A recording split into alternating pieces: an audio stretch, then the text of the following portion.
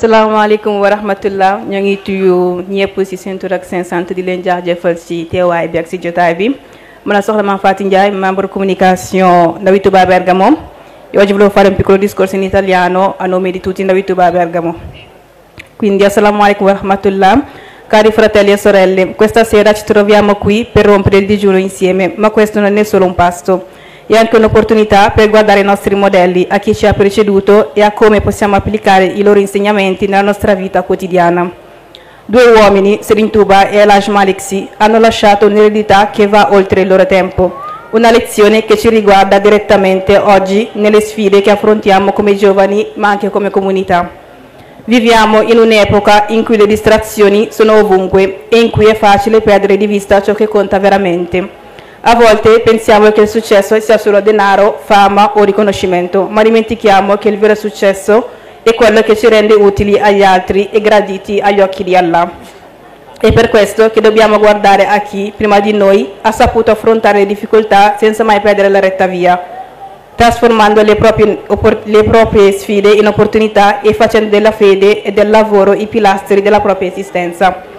Sheikh Ahmadou Bamba non è stato solo un uomo di fede, ma anche un uomo che ha saputo affrontare le difficoltà con coraggio e con determinazione. Quando i colonizzatori francesi lo mandarono in esilio, non volevano soltanto allontanarlo, volevano spegnere la sua voce e le sue idee. Ma lui, invece di arrendersi, ha risposto con scrittura, preghiera e soprattutto con il lavoro. Quando è tornato dal suo esilio non ha mai cercato vendetta, ma ha usato ogni difficoltà come un'opportunità per crescere e creare qualcosa di grande, come ad esempio la Confraternita Murid. È tornato e ha formato una generazione di discepoli pronti a servire Allah con il cuore e anche con le mani. Serigne Touba ci insegna una lezione che è ancora più importante oggi. Ci insegna che l'Islam non è solo parole, è azione. Non basta dire sono musulmano. Bisogna dimostrarlo ogni giorno con le nostre proprie azioni, con la preghiera perché è il pilastro della nostra fede, con il lavoro perché un musulmano non è un peso per gli altri, ma bensì una forza per la società, con la disciplina perché senza regole e sacrificio non si arriva da nessuna parte. Se Serigne Touba ci parla di azione e perseveranza, El Hadj Malick Sy ci insegna che senza conoscenza non si può andare molto lontano. Lui credeva fermamente che l'educazione fosse la chiave per la libertà. Senza sapere siamo come alberi senza radici. Non possiamo crescere, non possiamo affrontare le sfide della vita né adorare Allah nel modo più giusto.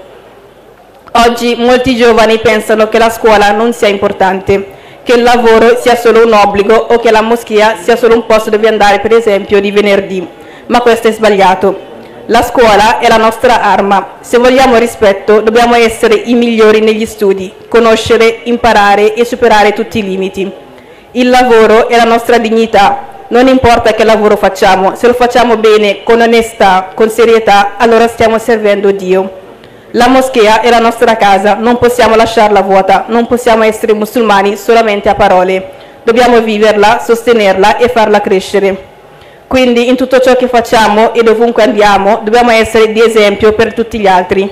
Se siamo a scuola dobbiamo essere i più determinati. Se lavoriamo dobbiamo farlo con serietà ma soprattutto con onestà. Se preghiamo dobbiamo farlo con sincerità. E quando siamo insieme come comunità dobbiamo ricordarci di sostenerci, di unirci ed aiutarci a vicenda. Questi insegnamenti che ci arrivano da Serigne Touba e El Hadj Malick Sy non sono solo storie del passato, ma sono lezioni da vivere ogni giorno. Se li prendiamo e li applichiamo, possiamo diventare persone migliori e contribuire a costruire una società più forte, più unita e molto più consapevole. Assalamu alaikum wa rahmatullahi wa barakatuh.